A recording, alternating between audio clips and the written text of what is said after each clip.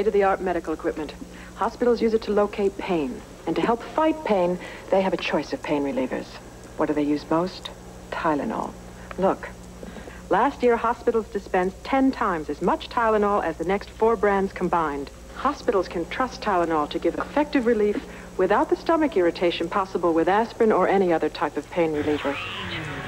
Well, if hospitals use Tylenol, shouldn't you? Beginning on Wednesday, September 29th, 1982, and over the next week, 7 people were murdered in the Chicago area after unknowingly taking Tylenol poisoned by a killer. The nightmare began that morning at 6:30 a.m. when 12-year-old Mary Kellerman from Schaumburg, Illinois, woke up feeling sick. Mary stayed home from school and was given some Tylenol. Mary's father, Dennis Kellerman, heard his daughter go into the bathroom and close the door. Seconds later, he could hear her coughing and then the sound of something hitting the floor.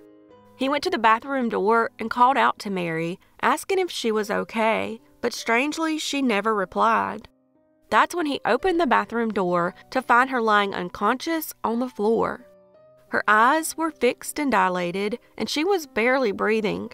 Mary, at this point, was basically being suffocated. When paramedics arrived, they tried to stabilize her, but nothing was helping. Mary's mother, Jenna Kellerman, had been at work at United when Mary fell ill.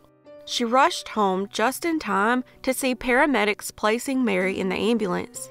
Mary was brought to the Alexian Brothers Medical Center in Elk Grove Village, where she was pronounced dead at 9:56 a.m. Deputy Chief Medical Examiner for Cook County, Edmund Donahue, was notified of her death. He did a routine autopsy with no suspicions of foul play and was told that she had taken Tylenol that morning, which was nothing unusual. Around noon the same day, 27-year-old Adam Janus, a postal worker living in Arlington Heights, had just picked up his daughter from Catholic preschool when he stopped by Jewel, a local grocery store, and bought steaks, fresh-cut lilies for his wife, and a bottle of extra-strength Tylenol. After arriving home, Adam and his wife Teresa ate lunch. Adam then went to the bathroom and took 2 Tylenol. Teresa would later tell police that she never saw her husband take the capsules, but he walked out of the bathroom clutching his chest and complaining of pain. When she followed him into the bedroom, she saw that his eyes were fixed and dilated, and he was having trouble breathing. Teresa looked outside and saw 2 neighbors talking. Teresa didn't speak much English, and she knew one of the neighbors was a nurse who spoke Polish, so she ran and asked for help. The women rushed inside the house, where the nurse tried to resuscitate Adam, while the other called for an ambulance. At Northwest Community Hospital in Arlington Heights, the paramedics continued trying to save Adam until they were met by Dr. Thomas Kim, who was the medical director of the ICU. Dr. Kim also tried to save Adam, but his heart never regained a normal, sustained rhythm, and he was pronounced dead at 3:15 p.m. Initially, while waiting for test results, his death was assumed to be from either a massive heart attack or brain injury. In the meantime, Dr. Kim had to tell the Janus family the shocking news. Teresa didn't speak much English then, so the doctor spoke directly with Adam's parents and youngest brother Stanley. Shortly afterward, the family went to Adam and Teresa's house and started making funeral arrangements. Adam's brother Stanley had chronic back pain that had flared up, and after leaving the hospital, he wanted to return home with his wife, also named Teresa. But their mother, Aloysia Janus, told him he needed to come to Adam's house with them, and he reluctantly did. There, Stanley grabbed 2 Tylenol from the bottle Adam had purchased earlier that day. Meanwhile, 30 minutes later, 27-year-old Mary Rayner, who went by Lynn, was at home in Winfield, Illinois. She had given birth to her 4th child just 6 days earlier. She had purchased Tylenol at a grocery store earlier in the day and took 2 capsules for a headache. Not long after taking the Tylenol, she collapsed onto a kitchen chair and began having seizures. Lynn's husband, Ed Rayner, came home right after she had fallen on the floor. He quickly summoned a police officer who found Lynn on the floor, seizing with her eyes fixed and dilated, while her panicked mother-in-law held the infant. An ambulance rushed her to Central DuPage Hospital in Winfield, and she was placed on life support but sadly died the next day. At 5 p.m., Stanley Janus had just taken some Tylenol for his back pain. His wife, Teresa, known as Terry by her loved ones, brought him the 2 capsules, and she also took 2 for herself for a headache. Moments later, Stanley clutched his chest and stated, "My God, I feel bad." He started to collapse, but his brother Joseph caught him and eased him to the floor. Terry then complained her chest hurt as well. The firefighters and paramedics at Arlington Heights Station 3 were making dinner when the call came in. When the dispatcher gave the address, 1262 South Mitchell Avenue, they looked at one another in disbelief. Inside, paramedics tried reviving Stanley as he lay on the floor. Finally, one of the medics looked at Lieutenant Chuck Kramer of the Arlington Heights Fire Department and said, "This is the exact same thing that happened to the man this morning, and we lost him." Terry grabbed Kramer's shoulder for support and yelled her husband's name as he lay unconscious. Then she groaned and fell to the floor as well. Lieutenant Kramer assumed she had fainted, but when he turned her over, he noticed that her breaths were shallow and her eyes were fixed and dilated. At least 6 first responders were working on the couple. Everything that would happen to Adam happened to Stanley and Terry. The paramedics loaded the couple into separate ambulances and headed to Northwest Community Hospital. Concerned that some kind of airborne contagion or other deadly environmental poison was in the house, Lieutenant Kramer put the entire Janus family in police cars and sent them to the hospital as well. As the ambulances raced toward the hospital, Dr. Kim was about to leave after a long shift.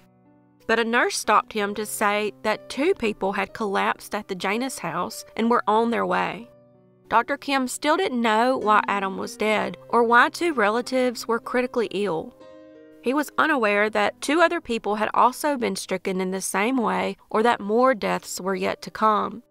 Meanwhile, Lieutenant Kramer contacted nurse Helen Jensen and stated that something was going on, and she was the only public health person he knew and asked her to head to the hospital.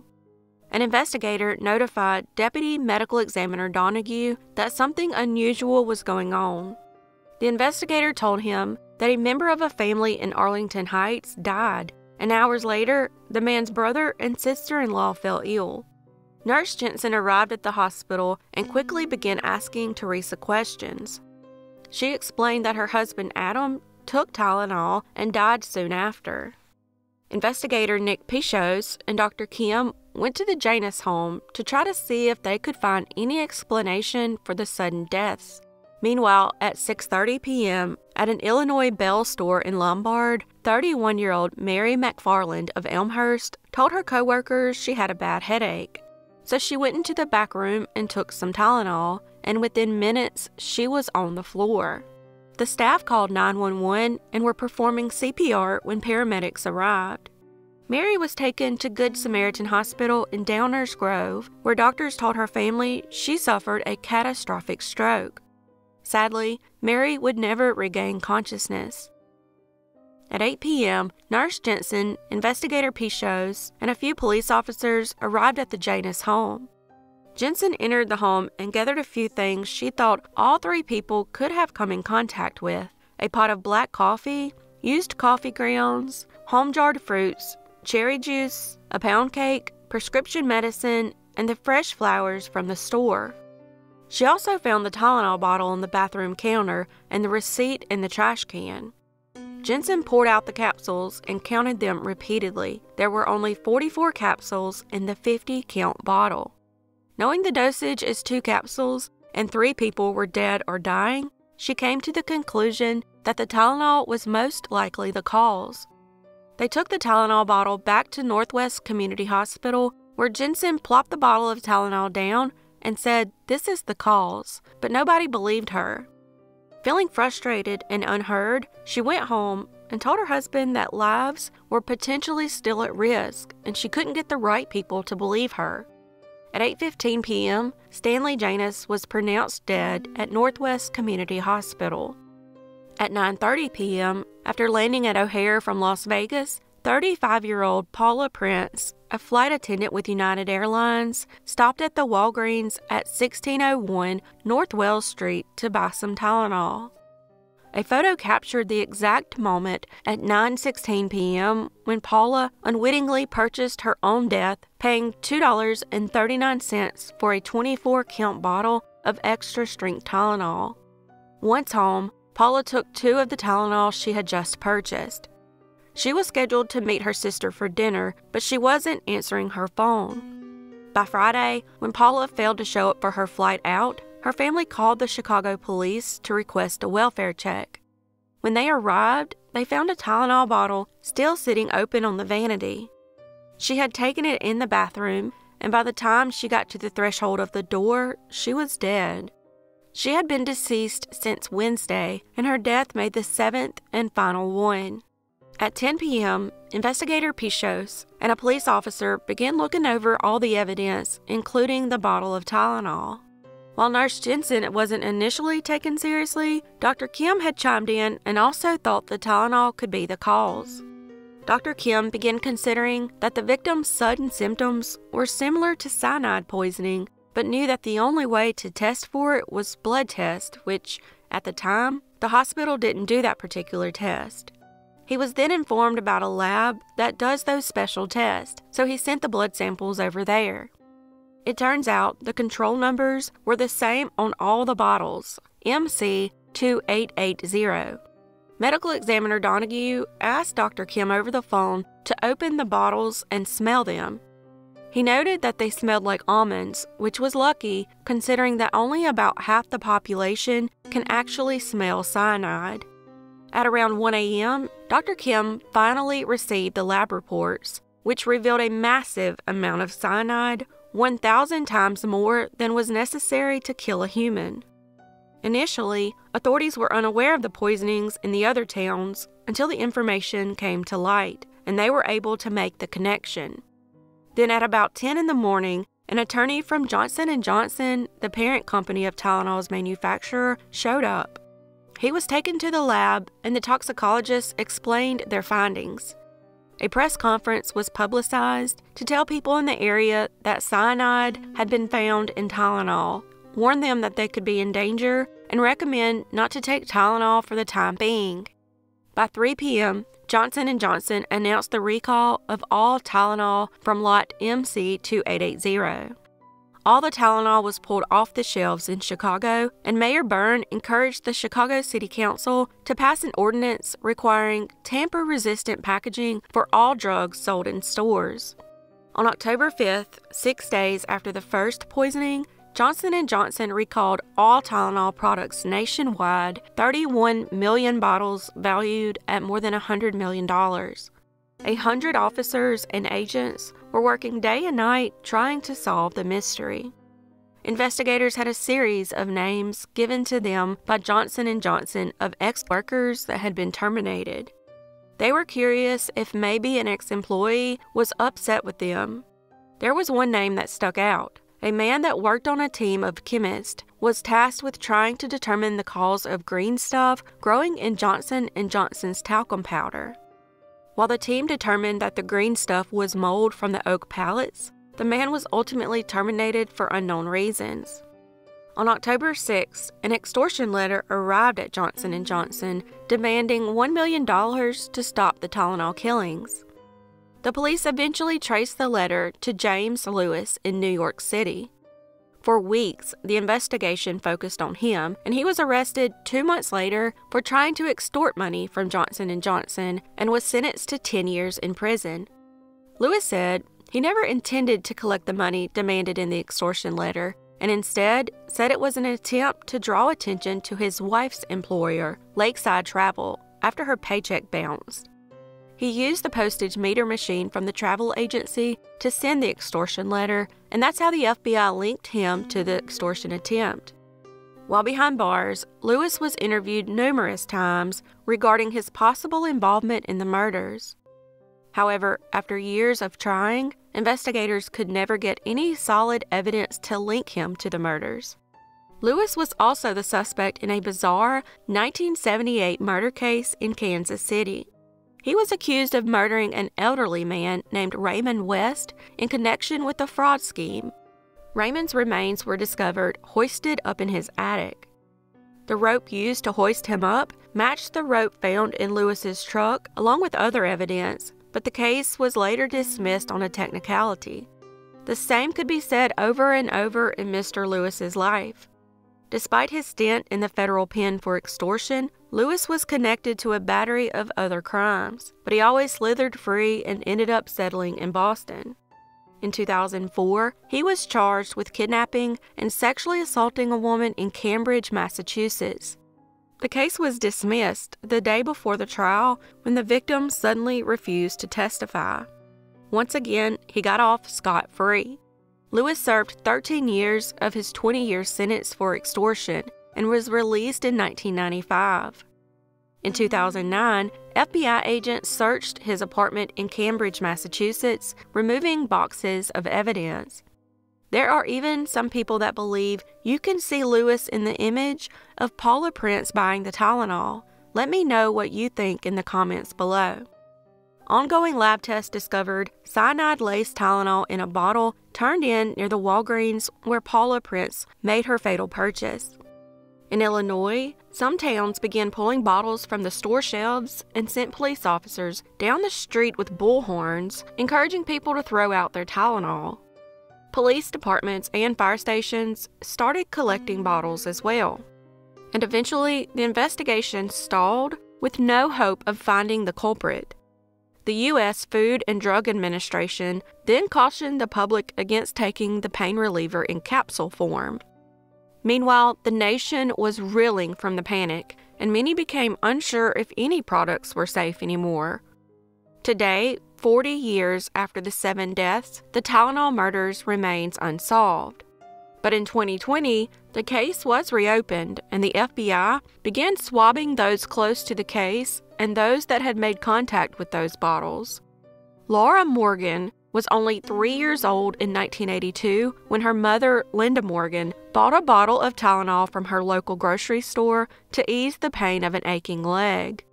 Linda said she looked at one of the capsules, sensed something was off, and decided on an aspirin instead. Had she not made that choice, she would have died that day, making her the 8th victim of the Tylenol killer. On October 28, 1982, a report stated that Linda and her husband, DuPage County Judge Lewis Morgan, both touched the bottle. Authorities took the judge's fingerprints to eliminate him as a suspect. The police department collected a swab of DNA from Linda's daughter, Laura, on January 14, 2020, 38 years after the murders. That same day, Laura also provided police with one of her late father's old smoking pipes to obtain his DNA. It was also in 2020 when the police department began working with Othram Labs in hopes of using advanced forensic DNA technology to solve the case.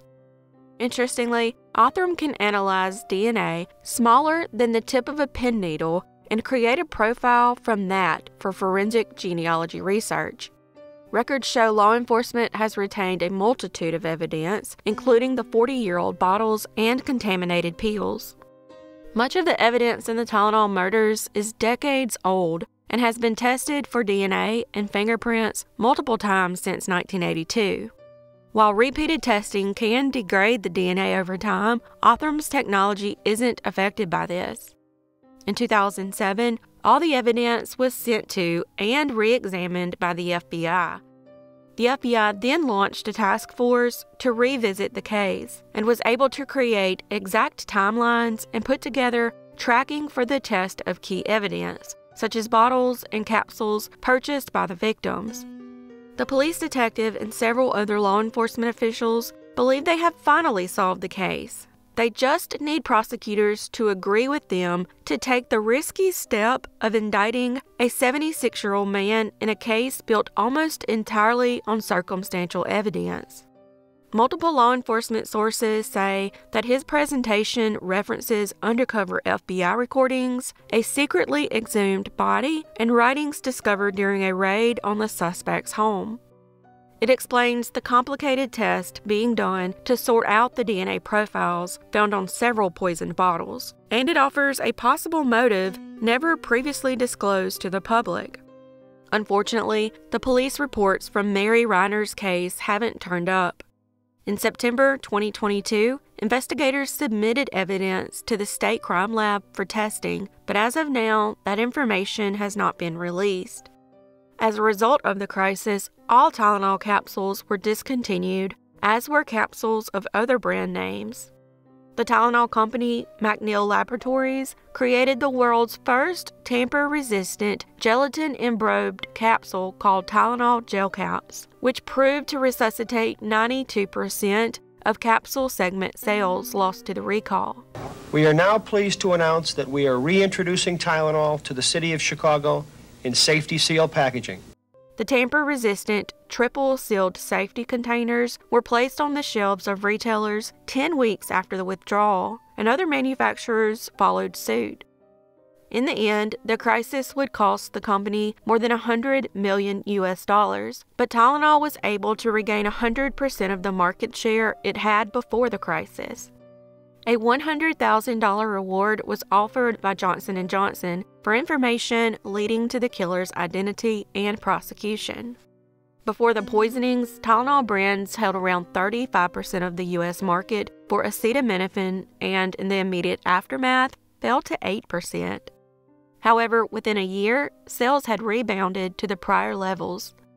Johnson & Johnson's handling of the crisis has been widely cited as an example of optimal crisis management. These events led to the widespread use of tamper-resistant packaging of drugs by drug companies, to the 1982 passage of a U.S. federal law making tampering a crime, and in 1989, legislation was passed requiring tamper-proof packaging. It's been over 2 years since the police department began working with Othram Labs in 2020 with hopes of using advanced forensic DNA technology to solve the case. But as of February 2023, this case remains unsolved.